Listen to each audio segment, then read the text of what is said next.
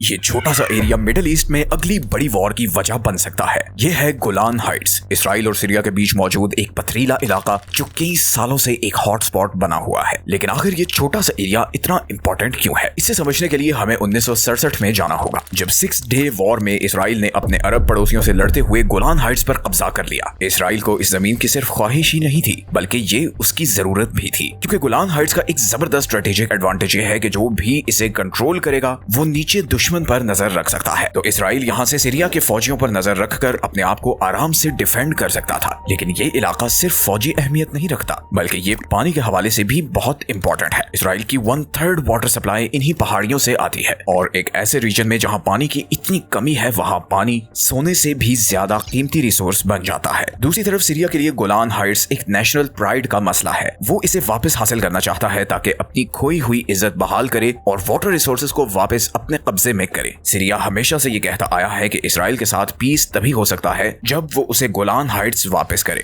International community भी Syria के मौकिफ की हिमायत करती है और गोलान हाइट्स को इसराइल ऑक्यूपाइड सीरियन टेरिटरी मानती है, लेकिन इसराइल इससे इत्तेफाक नहीं करता। 1981 में इसराइल ने ऑफिशियली गोलान हाइट्स को अपने मैप में शामिल कर लिया, जिस पर इंटरनेशनल कम्युनिटी ने प्रोटेस्ट भी किया, लेकिन इसराइल इसे अपना हक समझता है। और आज तो गोलान हाइट्स की सिचुएशन और भी कॉम्प्लिकेटेड हो चुकी है। सीरिया पर बरसों हुकूमत करने वाले बशार अल असद की गवर्नमेंट गिर चुकी है और अहमद अल शारा वहां के नए प्रेसिडेंट बन चुके हैं, लेकिन पीस अभी भी नहीं हुआ और सीरिया के बॉर्डर एरियाज में अभी भी वायलेंट क्लैशेस चल रहे हैं। दूसरी तरफ इसराइल अब भी गोलान की बफर जोन के कुछ हिस्सों जैसे कुनीत्रा और जबल हरमोन पर कब्जा किए हुए है और वहीं से वो सीरियन शहरों पर एयर स्ट्राइक्स करता है। इसराइल ने हाल ही में सीरिया के दमास्कस में मौजूद मिलिट्री हेडक्वार्टर और स्वेडा प्रोविंस में एयर स्ट्राइक्स की हैं और वजह यह बताई है कि वो वहां की द्रूज माइनॉरिटी को प्रोटेक्ट कर रहा है। जुलाई 2025 तक इसराइल के सीरिया में एयर स्ट्राइक्स असद की गवर्नमेंट गिरने के बाद से हाईएस्ट हैं और हर 3 से 4 दिन में एक एयर स्ट्राइक होती है। जबकि दूसरी तरफ सीरिया की नई गवर्नमेंट पर बहुत ज्यादा प्रेशर आ रहा है कि वो गोलान हाइट्स को इसराइल से वापस ले।